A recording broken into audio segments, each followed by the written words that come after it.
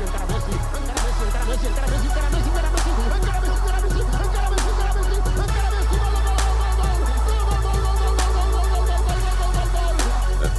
Football Show. Hello everybody and welcome to the People's Poll, the show each and every Monday morning where James and I discuss a topic of your choosing. My name's Suj. And my name is James. And, what have you done? Nearly put my headphones in my coffee. Good start. Monday morning, end of game week 25. But we're not going to talk FPL just yet. We have a whole week of FPL related content, Sky Fantasy Football content, etc, etc, etc. Another close poll went out last night. This was the closest Ever. Well, I have to think, 5% between the winner and fourth? Yeah, I think it it's probably pretty was. tight.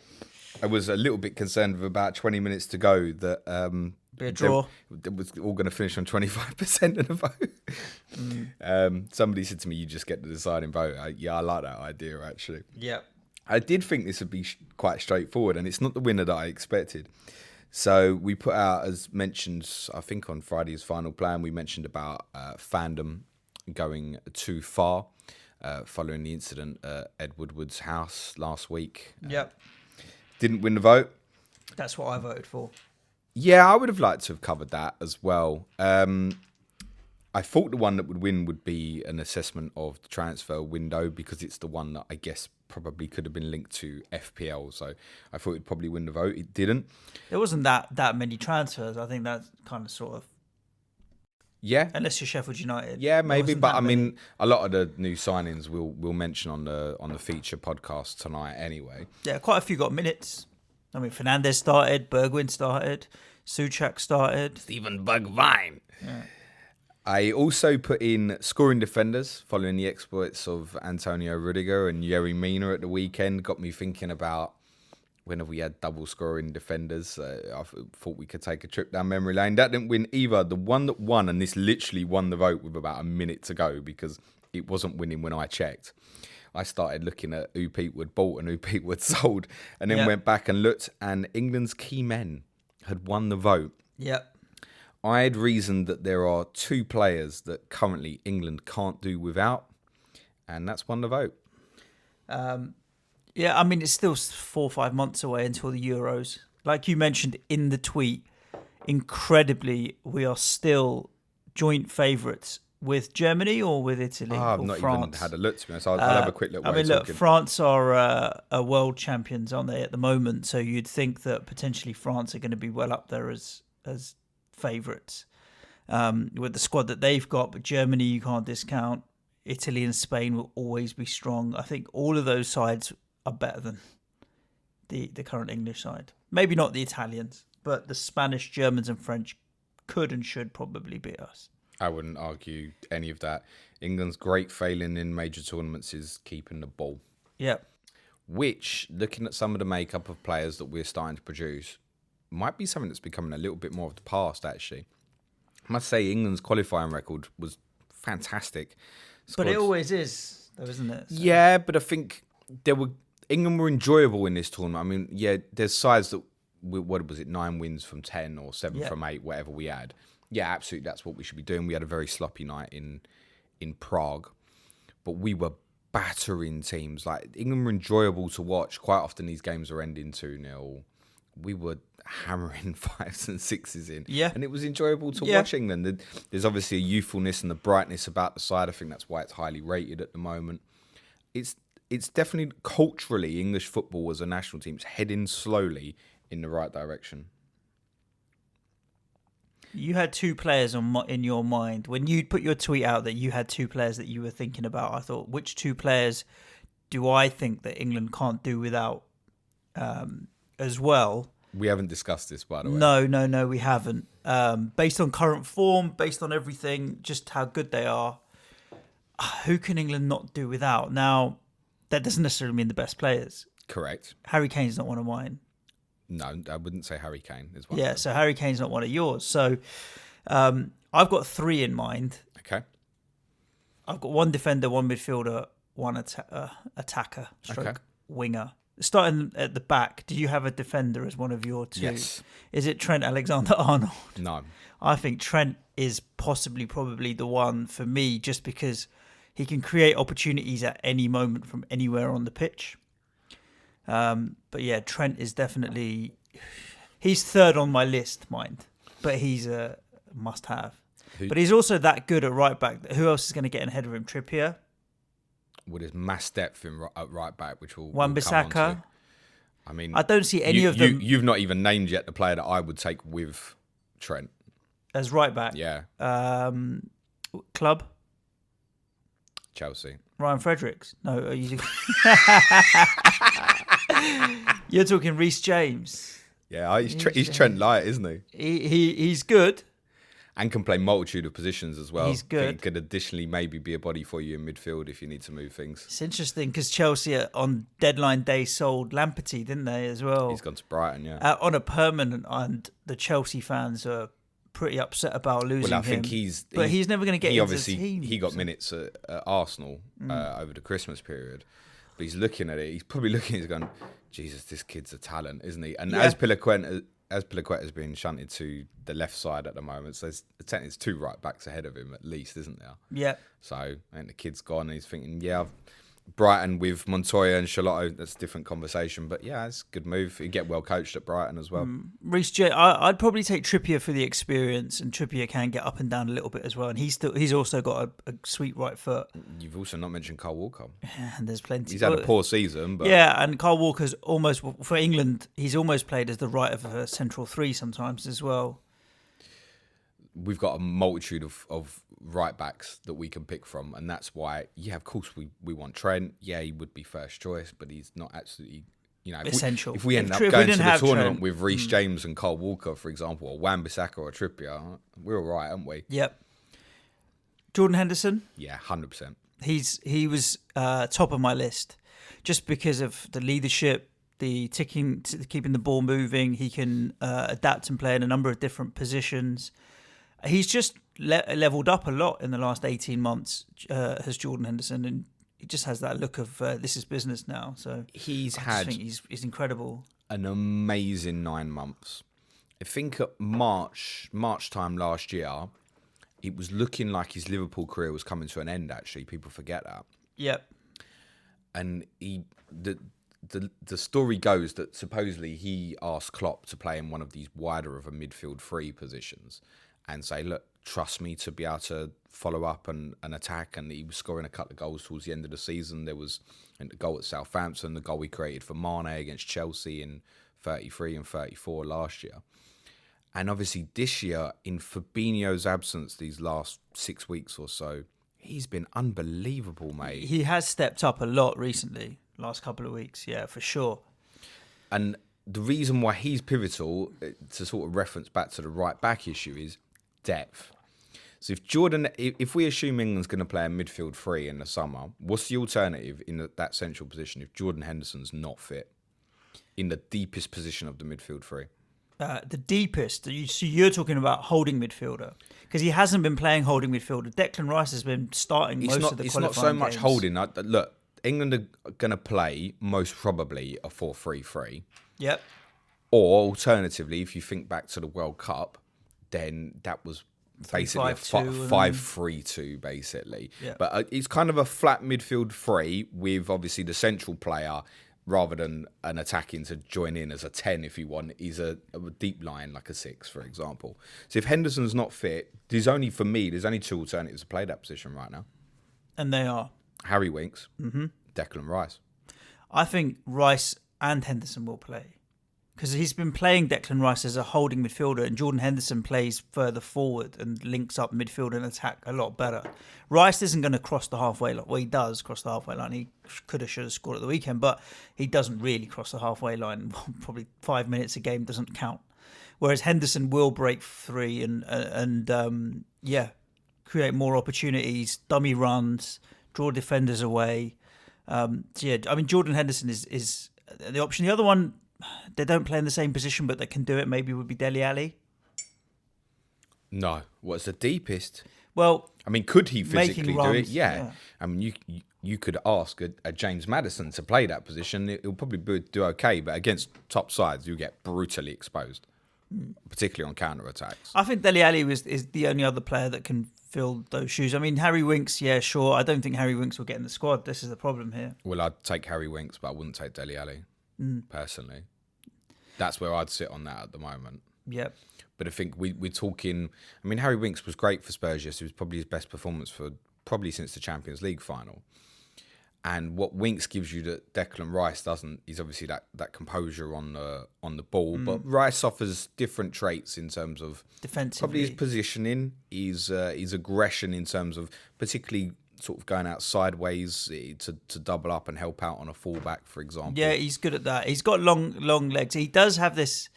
He hasn't caused any troubles with diving in, but he does like to get close and then stick his leg out and in, and you do think, hang on, at some point you're gonna catch someone, not necessarily in cause an injury, but get booked or whatever. So far he hasn't. One benefit for Rice obviously is what he can play centre back.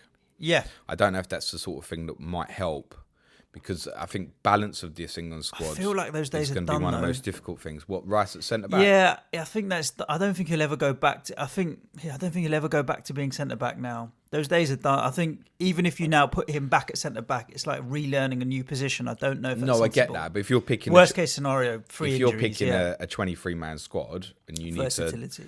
Yeah, exactly. It really does help. I think that's why. I mean, Eric Dyer's level has digressed massively, so wouldn't be considered. But that Rice could cover at centre back would potentially mean you'd only take 3 centre backs, for example. But I would take Winks. He's a far better footballer than Rice. Yeah, everyone offers different things. Rice balanced the squad at that point where you've only got 23 players, and you had a second name. Yeah, I had a second name down as well, and it's someone that's just doing rubbish in the league right now. But I think Raheem Sterling. I'm just trying to think about who will terrorise the opposition or give us a dimension that we don't have. And on his day, he is devastating. But I understand I understand on current form. I mean, I don't even know what his FPL returns are like in the last couple of months, but it's awful for a player like Raheem Sterling. It makes me feel like getting him because at some point it's got to change. But look, we saw what happened with City at Spurs yesterday. They're not in good form. But I was thinking Raheem Sterling, but I'm not sure. I'm not 100% sold in the way that I'm with Henderson. Not in current form, anyway. The reason the 2 players I think are essential is because of the problems of what we've got in backup. Like, it's a big downgrade from Henderson. With Henderson as well, it's not just the way he's improved as a footballer, the fact that, he could play right side of Winks, for example. They could play together in a 4-2-3-1 if you want to shift that sort of formation, which, like, Winks and Rice together doesn't... No. You ain't going to win a major tournament with that. You'd only start Winks and Rice if you're coming up against world beaters and you just wanted to play 6 at the back or something stupid. Yeah, I mean... You're not going to win tournaments like that. You can play attacking 4s. I mean, look, Winks has played with Lo Celso for the last few games, and he's actually been the best we've seen from Spurs in midfield for quite a long time. But the other major positional problem we have is at left back. It's a major, major issue. And I think, although he's had he obviously scored at the weekend, he's had a poor couple of months, in my opinion, based on what he was showing in the first third of the season as Ben Chilwell. He's an absolute lock for England in the left back position. And when we think back to what we discussed about right backs, let me ask you, what's the alternatives at left back?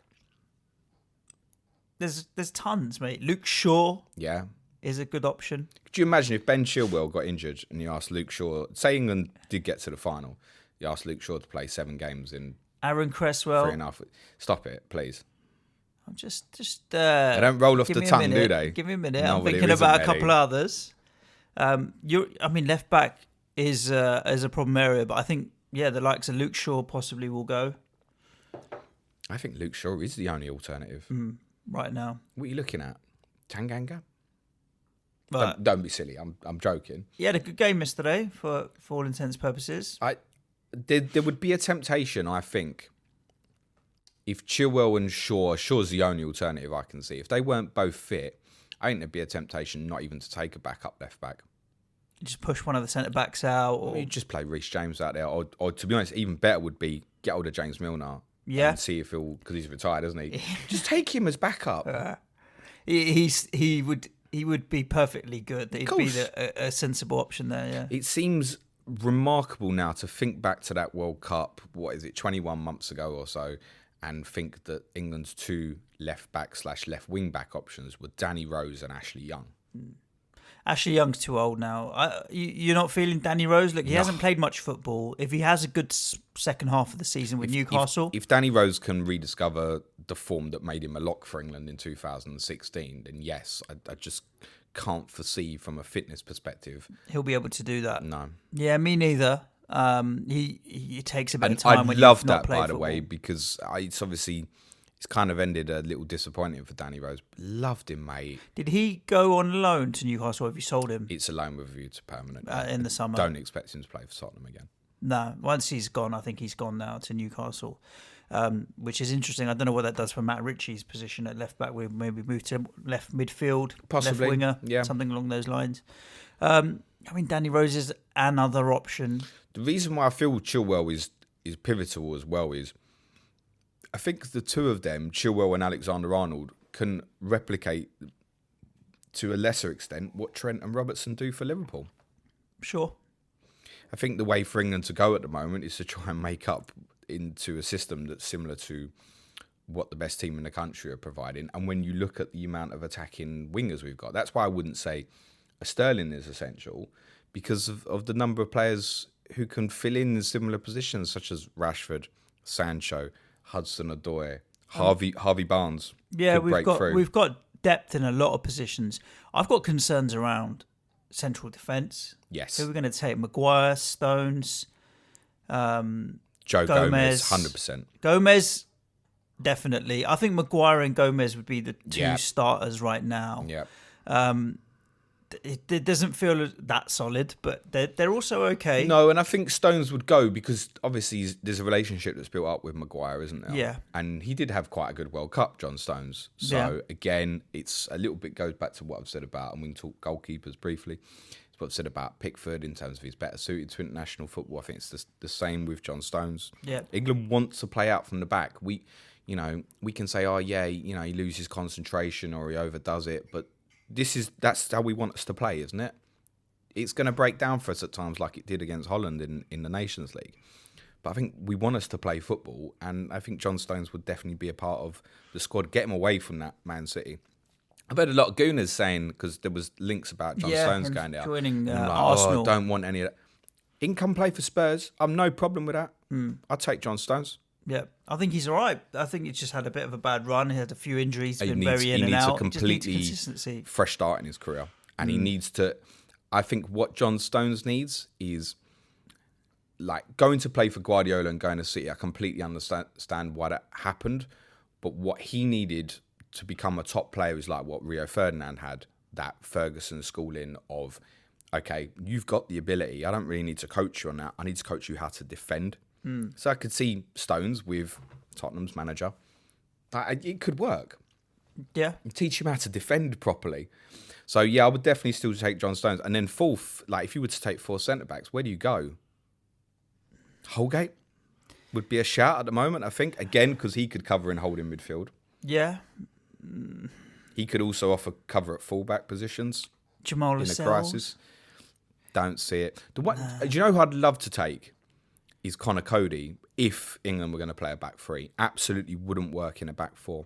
But if England were to shift to a back three, I could have Cody in the middle of that. It's not a bad shout. But he won't get taken. Because in a back four, he's in trouble if he gets isolated. As we play so deep. The way he plays at Wolves and how Nuno allows him to play there is completely suitable to his game. He plays so much deeper than the other two centre-halves. I don't think he'd be allowed that luxury to play for England. Quite lopsided now, England, really, in terms of we've got a lot of players in a few positions and then struggle in others. Goalkeepers, just while we're talking about the depth of the squad. Jordan Pickford, Dean Henderson. Pope, Job done. yeah.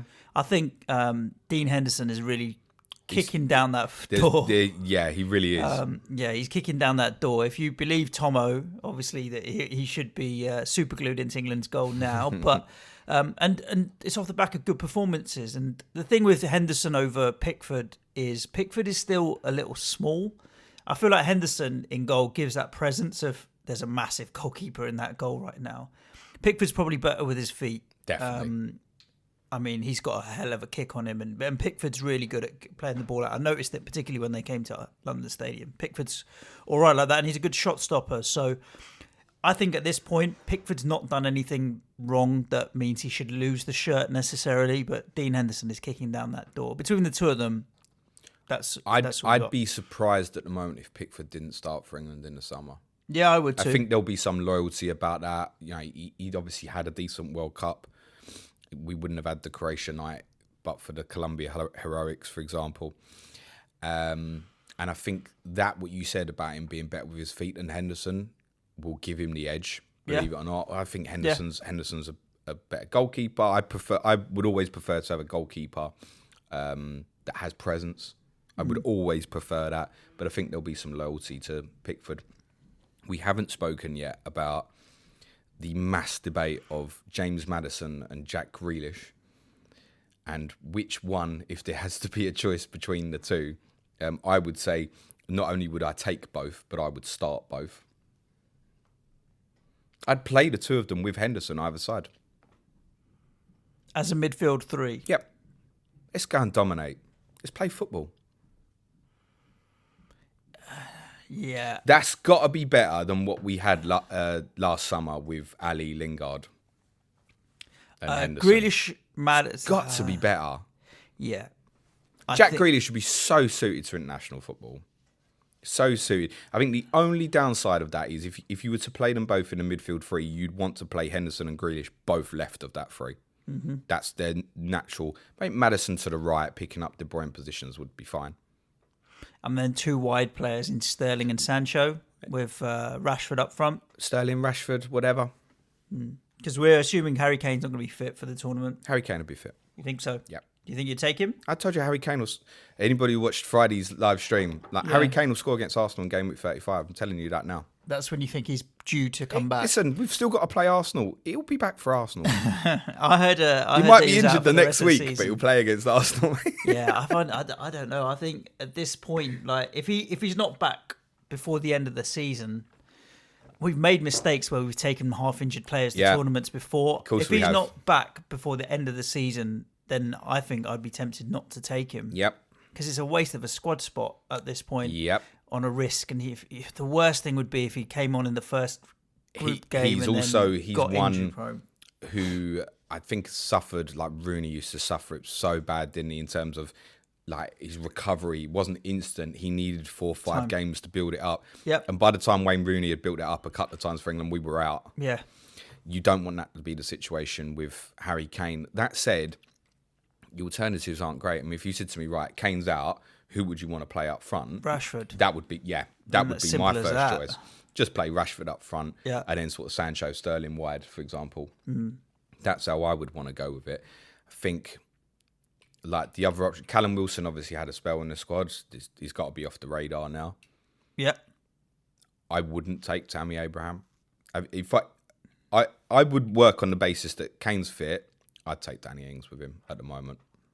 Ings is probably a better shout. Yeah, I think you'd end up playing the likes of Sterling up front if Rashford and Kane weren't available. But Rashford will do a job. I'd want Danny Ings for that stretching people, that busyness, something completely different as an alternative. I think in terms of partnership, if there was a spell in the game where you wanted to go to 2 through the central, I think Kane Ings as a partnership just sounds better as a complement rather than Kane and Abraham. And it's not too late for Gareth Southgate to twist Jamie Vardy's arm and just say, look, give us one more tournament. Of course. Which seems on the cards for a lot of people. If Kane's out, he's got to make the call. Yeah. But if Kane's fit, Jamie Vardy won't go. No. And I completely understand that. Because if Kane's fit, whatever people think, he will pick Harry Kane. Yeah. He's the captain. There's a lot of debate as well at the moment. Should he be captain because of what Jordan Henderson's doing at Liverpool? I completely understand that. It's not going to get changed. No. I mean, if Kane's not fit, Henderson will be Take captain. the armband straight there's away. no doubt about it. So, yeah. But when you look at it depth-wise, I can see why the excitement is. When you build out a team like that and you start putting in Maddison's, Grealish's, and then you forget about, like, the way I would do it squad-wise, I'd take Chamberlain. I'd take Lallana if he's fit. I love him as a footballer. And I'd take Phil Foden as well. I would stock that midfield so hard. Yeah, I feel like you're building a kind of Real Madrid from the 90s. Don't worry if we concede 4, we'll score mate. 5. No, mate. I can see where you're coming from because the defensive options don't fill us with the most excitement and joy. But Gareth Southgate, being a central defender, is going to try and set the team up to be stable first and then go from there. So, yeah, I think it goes hand in hand with having a interesting, exciting squad with good attacking talent moving forward, that we've got a stable manager that's not going to do anything crazy and probably set us up right for a lot of games. I just think ultimately we don't have the quality to beat some of these international teams. But a run to the semis, I think, would be a real good achievement. We'll be out in the last 16. You think so? Yeah, we win the group. We're playing Portugal, France or Germany in Dublin, which will be fun. Portugal we could beat. Well, we could beat all 3 of them. France, we could lose Germany, to all 3 of them as well. Yeah. It might actually be better playing one of those in the last 16 rather than a quarter or a semi-final, possibly. Could be. Could you imagine this nation if we beat one of them in the last 16? It will go mental, mate. Yeah, true. The hype will build up for sure. I've written down the 23. Do you want to hear it? To close the out. listeners do. Go on. Give it to You us. don't. Well, I just think there's going to be so much that's going to change. But we've covered probably almost all of these names, right? Yes. Working on fit, Pickford, Henderson, Pope, Alexander-Arnold, James, Gomez, Maguire, Stones, Holgate. I would just take Chilwell. Mm-hmm. Henderson, Winks, Foden, Lallana, Chamberlain, Grealish, Maddison, Sterling, Sancho, Rashford. Toss a coin between Harvey Barnes and Callum Hudson-Odoi, Harry Kane and Danny Ings. I don't like the midfield. I think you need... What don't you like about it? It's just I would sacrifice one of the more attacking midfielders, and I'd take Declan Rice as defensive cover. But apart from that, like say 21 out of the 23, I wouldn't argue with there. I don't think you need Ox and Foden and Grealish and Madison. I don't think you need that many of those attacking midfielders, especially if you've got Hudson-Odoi and Sterling and Sancho. It just feels too many and but lack of imbalance. I'm looking at all them guys, Madison and Grealish, and that playing deeper positions. Yeah, I don't know if you necessarily need to potentially. But England, as it stands now, are not going to play with a 10.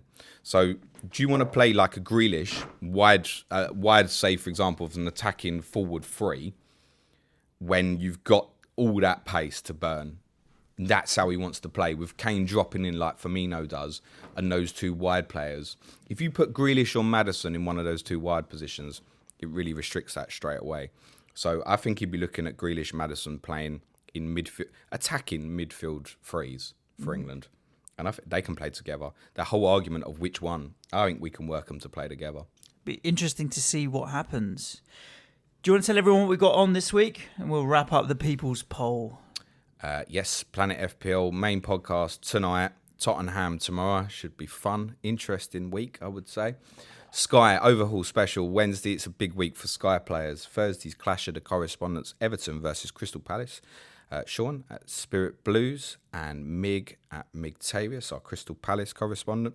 And Friday's final plan. I might stream again Friday afternoon. Let's see if I can get the baby to sleep. Yeah. Fair play. Guys, thanks for tuning into the People's Poll this Monday. Do hit the subscribe and notification bell wherever you're listening to your podcast. I think on Spotify it's follow and so on and so on. And you'll be hit with all of the FPL content that we have coming at you this week. Other than that, stay tuned. Ciao for now. Cue music, man, child.